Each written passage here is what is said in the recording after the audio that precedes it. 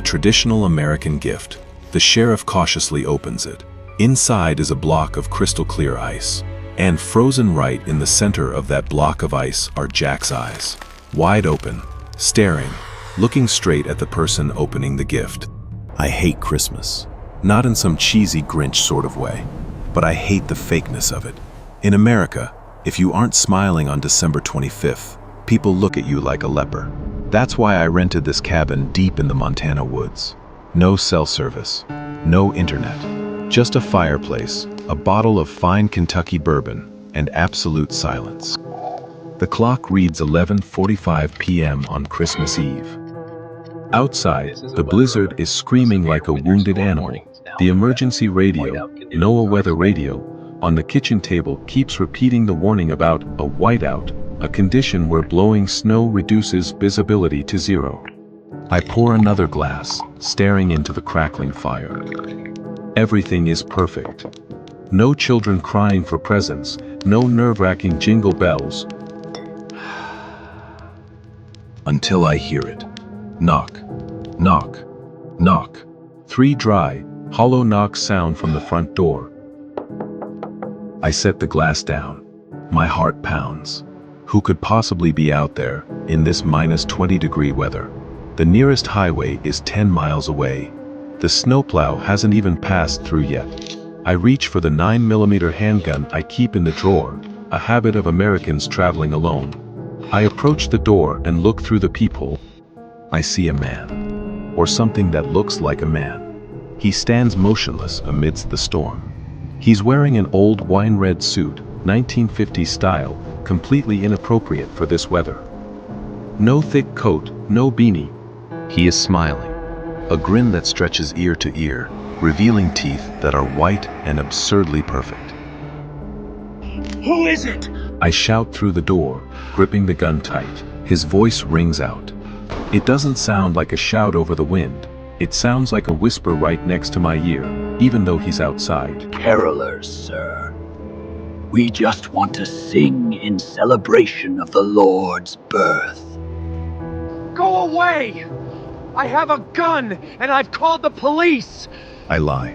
The police could never make it up here tonight. But Mr. Jack, we haven't sung Silent Night yet. His voice drops, becoming sickeningly sweet. How does he know my name? I never use my real name when booking this cabin online. I back away, checking the deadbolt. Locked tight. I run to check the windows. The cabin is built sturdy. The windows all have storm shutters. Suddenly, the singing starts. Not from outside the door, but from the roof. The singing isn't one person. It sounds like dozens of voices overlapping. Men's voices, women's voices, old people's voices, all merging into a distorted sound, static-filled like a scratched record. Heavy footsteps stomp on the roof tiles. Thump, thump, thump. They are moving toward the chimney. I hold my breath, aiming the gun at the fireplace. The fire is blazing high. Nothing could come down there without being burned alive. Something falls into the fireplace. Not Santa Claus. It's a bird. A crow, frozen stiff, feathers singed, flops onto the glowing coals. Then another, then dozens. They fall like rain, extinguishing the fire. The room plunges into darkness. Only the faint light of the blizzard spills through the cracks in the shutters. The temperature in the room drops rapidly. My breath turns into white smoke. I switch on the tactical light mounted on my gun. What do you want? The singing stops, and absolute silence takes over. A silence heavier than the snow itself. Then, the knocking sounds again. But this time, it doesn't come from the front door. It comes from the bedroom door, the door behind my back, inside the house. I spin around. The bedroom door creaks open. He is standing there, the man in the red suit. He isn't wet, no snow on his shoulders. He is completely dry, and he is taller than I thought. His head nearly touches the ceiling. His limbs are grotesquely long. Merry Christmas, Jack. His smile widens even further, the skin of his cheeks ripping open. There is no blood, only darkness inside.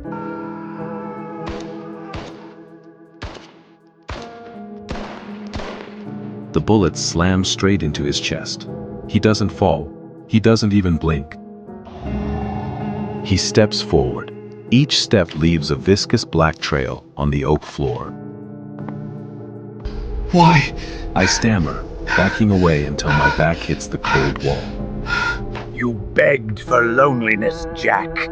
You hate the noise of humans. You hate the fake warmth. He reaches a long, elongated arm toward me. His fingers are like cold, dry branches. We come to grant your wish. An eternal, cold Christmas. No one to bother you. Forever. The next morning, the storm clears. The Missoula County Sheriff receives a report from the rental company. They said they couldn't contact the guest. When the police break down the door, they find the house empty. The fireplace is cold, filled with dead crows. On the table, the bottle of bourbon is untouched, the glass still full. The gun lies on the floor, the magazine empty.